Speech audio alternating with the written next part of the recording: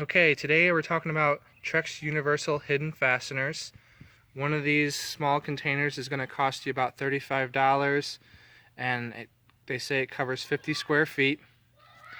It comes with 90 of these little screw tab combinations. There's two components, the stainless steel screw, so you're not going to have to worry about rusting out there. And then there's also this plastic tab, which does two things. It, one, secures the deck board in place, and then two, spaces them out evenly. That's really the big upside to using these, outside of the fact that they are kind of hidden on your deck. But when you screw these in, you're not going to see the fastener on the deck, and that they're also going to space the deck boards out evenly, which is one of the biggest pains when you're doing deck boards. It also comes with these starter clips, which you'll use at the beginning of the very first deck board that you install, and then also on any stairs that you may do. They're stainless steel clips along with stainless steel screws as well.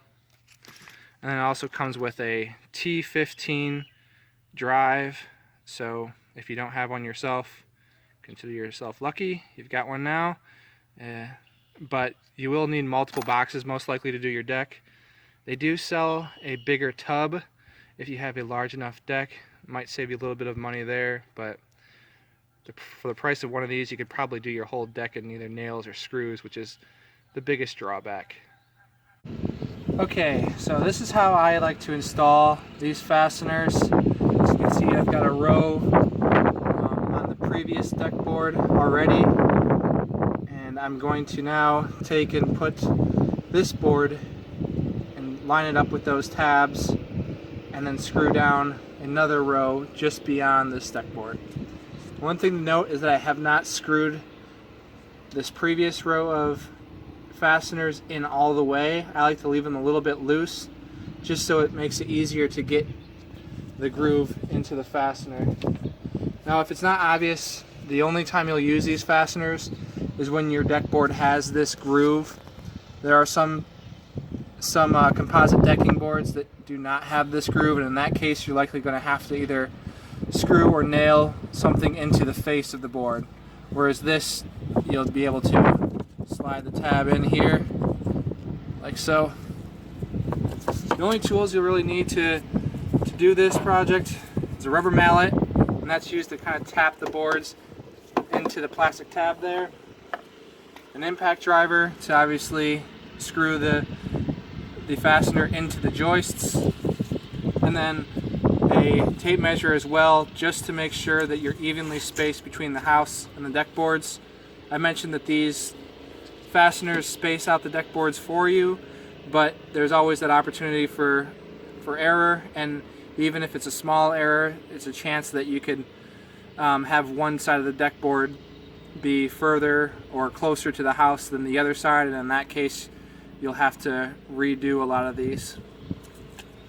Okay, so I've already screwed in one of these fasteners on the other side, and I like to work from the outside in. So I'm going to first tap, you can give it a good tap, the deck board into the fastener. Do that for the next few as well. And then you just take a fastener here, line it up with the middle of your deck joist, and then screw it in.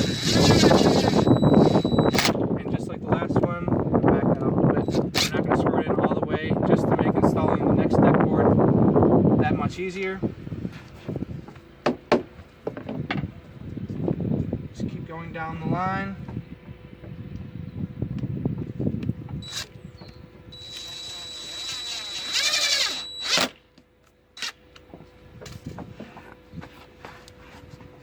Tapping as you go.